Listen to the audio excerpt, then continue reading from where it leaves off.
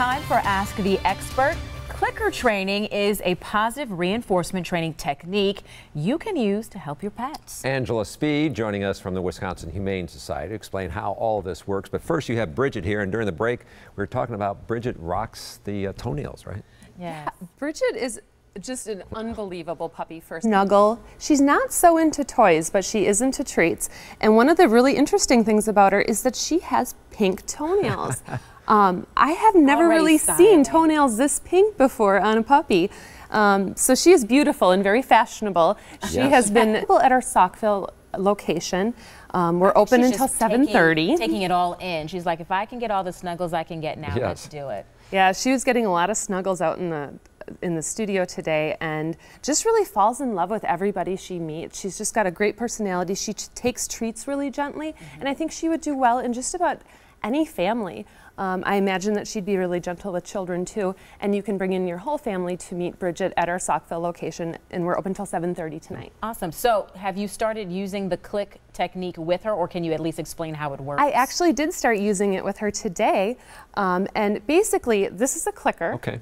And it's a positive reinforcement training technique. It's really based on getting the behavior that you want in your dog, clicking it, which is marking it, and then giving them conditioning, going back to psychology.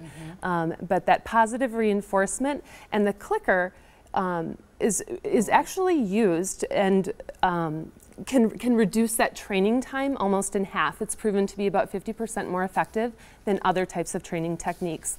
And we do have clicker training in all of our classes at the Humane Society as well. So it's really a great way to start out in puppy training.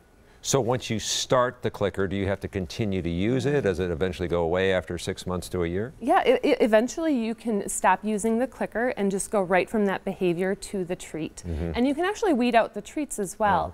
It is important to use either kibble or really tiny treats to avoid any sort of weight gain in your dog. So you talk about having classes at the Wisconsin Humane Society on clicker training.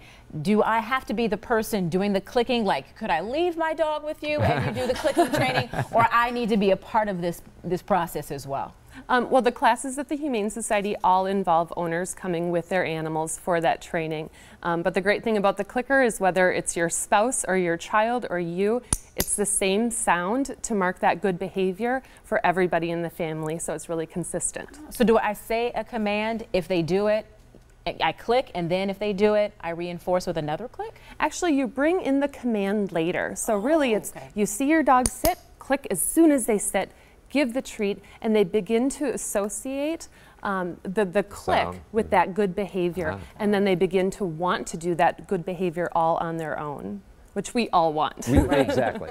Positive reinforcement. Good to know. Thank you. If you have a question for our experts, email them at asktheexpert@today'stmj4.com. You can always leave a voicemail. We have the number right there for you.